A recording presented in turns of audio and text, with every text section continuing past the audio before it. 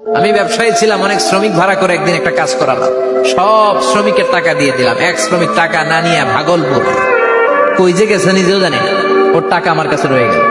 এই শ্রমিককে আর টাকাটা বুঝাই দিতে পারি নাই। এই টাকা দিয়ে আমি কয়েকটা ছাগল কিনলাম। এই ছাগলগুলো বাচ্চা দিল, ওগুলো বাচ্চা দিল, ওগুলো বাচ্চা দিল, দিতে দিতে বিশাল ছাগলের ডেইরি ফার্ম করে ফেললাম তার ওই টাকা দিয়ে। এক যুগ 12 বছর পরে সে এসে বলে আমার টাকা ফিরায় দাও। আমি বললাম এই যে ছাগলের ডেইরি ফার্ম পুরোটাই তোমার। সে বলে আতাস্তা জি মিন্নি, আমার সাথে ঠাট্টা করো? আমি পাই সামান্য কয়টা টাকা, এক যুগ আগে যেই টাকা পাইতাম ওইটা দিলেই চলবে।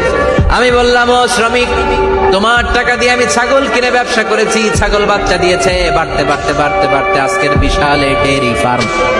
এই ডেইরি ফার্মের মালিক আমি নই, তুমি নিয়ে যাও। বলার সাথে সাথে শ্রমিক আনন্দে নাচতে নাচতে ডেইরি ফার্ম নিয়ে যায়। ও আল্লাহ, ওই দিন যদি সে যতটুকু টাকা পাওনা ছিল অতটুকু দিলেই সে খুশি হয়ে যেত। শুধু তোমার খুশির জন্য পুরো ডেইরি ফার্ম আমি তারে দিয়ে দিয়েছিলাম। আল্লাহু আকবার। শয়তান আল্লাহরে চ্যালেঞ্জ দিছে, আল্লাহ তুমি আমারে জাহান্নামে পাঠাবা, আমিও তোমার বান্দা করে লয়ে একসাথে জামাতে ঢুকমু।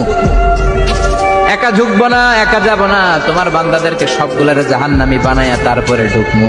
তোমার চ্যালেঞ্জ দিলাম, একটারও জান্নাতে ঢুকাইতে পারবা? আল্লাহকে তুই আমার চ্যালেঞ্জ দিলি? আমি তো সব রাজার বড় রাজা, মহারাজা। আমার চ্যালেঞ্জ দেশ, এত সাহস পাইলি কই? তুই আজীবন ওয়াসওয়াসা দিয়ে পাপ কাজ করাবি, একদিন তাফসীর মাহফিলে এসে আমার বান্দা ক্ষমা চাবে, আমি মাফ করে দেবো, তুই কি করবি? আজীবন অন্যায় করবে, আজীবন পাপ করবে, জুলুম করবে, একদিন চোখের পানি ছেড়ে আমার কাছে কান্নার মতো কান্না করলে আমি সব গুনাহ মাফ করে দেব। এজন্য আল্লাহ বললেন ইয়া আইয়ুহাল্লাযীনা আমানু তুবু ইলাল্লাহি তাওবাতান নাসুহা। ভুল করেছো, তওবা করো, মাফ করবে কে? সাইয়েদনা আদম আলাইহিস সালাম ভুল করলেন, দুনিয়ায় এসে শত শত বছর কাঁদলেন, কিন্তু ক্ষমা হয় না। আল্লাহরে বললেন আল্লাহ কি করলে ক্ষমা পাবো বলো? ফাতালাক্কা আদামু মির রাব্বিহি কালিমাতিন ফাতাবা আলাইহি। আল্লাহ বললেন ও আদম, তোমারে কিছু কালেমা শিখায় দেই, এই কালেমাগুলো দিয়ে আমার কাছে দোয়া করো, ক্ষমা করে দেব।